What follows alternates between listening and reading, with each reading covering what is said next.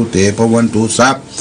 พระมังกรองละการตุสัพพเทวตาสัพพสังฆานุภาเวนัสตาสุติภวันตุเตทุกขปัตตาจเนทุกขาพยปัตตาจเนพยาโสกปัตตาจเนโสกาหุนตุสัพเพปานิโนเอตวัตตาจะอมิสัพพตังปุญญสัพพตังสัพเพเทวานุบุนโตสัพพสัมปติสิทธิยาธนาธนันตุสัทธายาศิลาลาคันตุสัพพทาภาวนาเป็นราหุตุกัจจันตุเทวตาคตาสัพเพปุตตาปรปัตตาปัจเจกานันจะยังปะรังอรหันตานันเตตินารักังพันธามิสัพพโสสุโขพุทธานังอุปโตสุขาสัทธรรมเทศนาสุขาสังฆาสามัคคีสมังคณตโพสุขุคติโยเสโตสเนตัสมิโคตปฏิชัยโนวิตาจารณะสัมปันโนโสเสโตเทวมนุเสเทวตาปฏิอจิโตลัตติมาปฏิจันทิมาสันนโตคติโยตปฏิสยิตปฏิปรมานุตัสสะปะโหระตังพุทโธตปฏิเตสะสาอโรคญาปรมาราภาสันตุติปรมังทานังวิสัสสะปรมายตินิพพานังปรมังสุขัง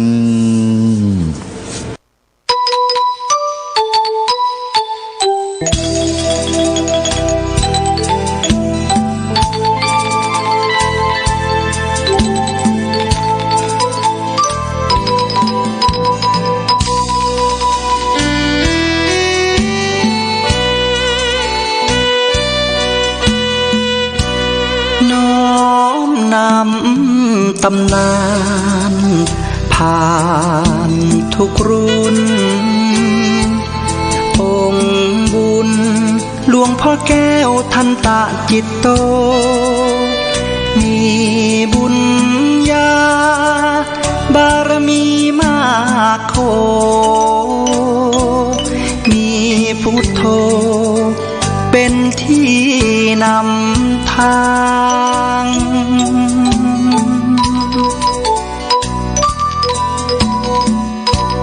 แคว้นแดนกำเนิดเกิดมาบ้านสันป่าคาอำเภอแม่อายตำบลแม่สาวของเมืองเชียงใหม่แดนในทินเนื้อลานนาจิตใจผ่องใสเป็นทุน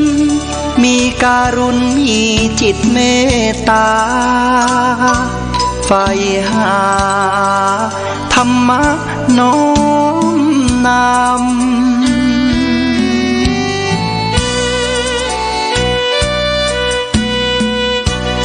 โยมพ่ออุ่น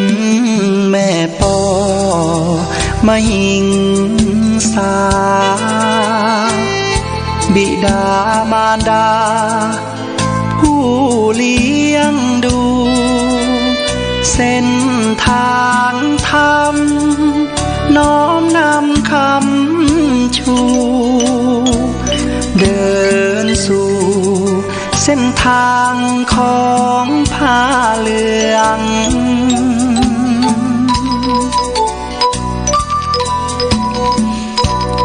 เป็นเจ้าอาวาสวัดพระบาทอุดมน้ำบ่อสาวาน้ำนี้ลือเลืองเป็นเจ้าคณะอำเภอพัฒนารุ่งเรืองฟูเฟืองเทศธรรมปทักกถาหยิบยกอุปมาเมตตาชื่นชีวาญาติโยมผู้ฟังพร้อมพรังญาติโยมศรัทธา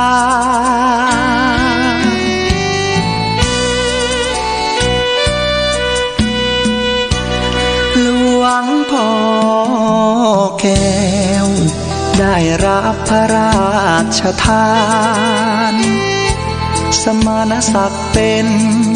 พระครูสุจิตานุรักษ์ นามผู้พิทักษ์ รักษาจิตด้วยความดี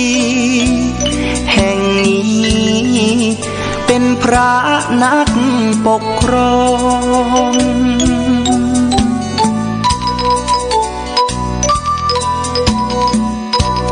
พรหมวิหารธรรมน้อมนำเป็นหลักยึดมาเมตตากรุณามุทิตาอุเบกขานำฉายาเรื่องลือเรื่องรองเนืองนองด้วยคุณธรรมตำนานแห่งทรงองค์เจ้าจารึกเอาบทความน้อมนำเลิศล้ำหลวงพ่อแก้วท่านตั้งจิตโต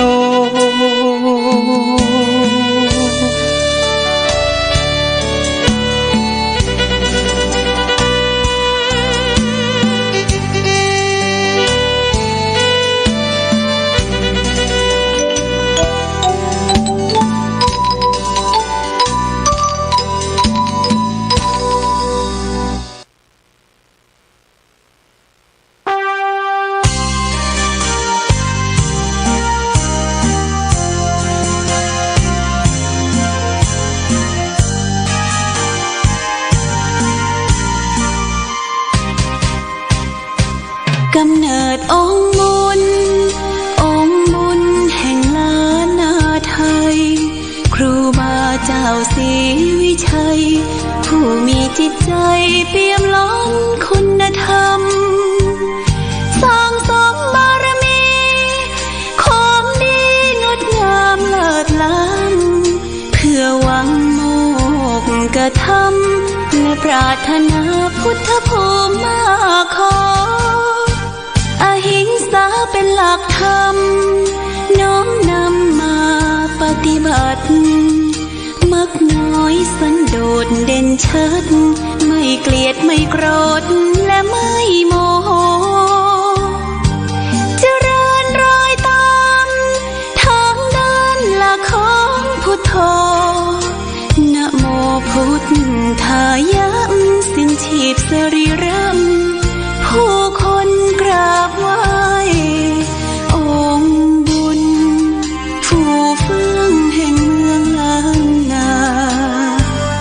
ยึดใจเรื่อยมาองค์ครูบาศรีวิชัยผู้คนทั่วทิศ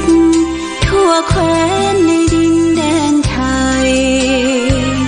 ขอพรกราบไหว้พึ่งใจพึ่งบารมีอนุสา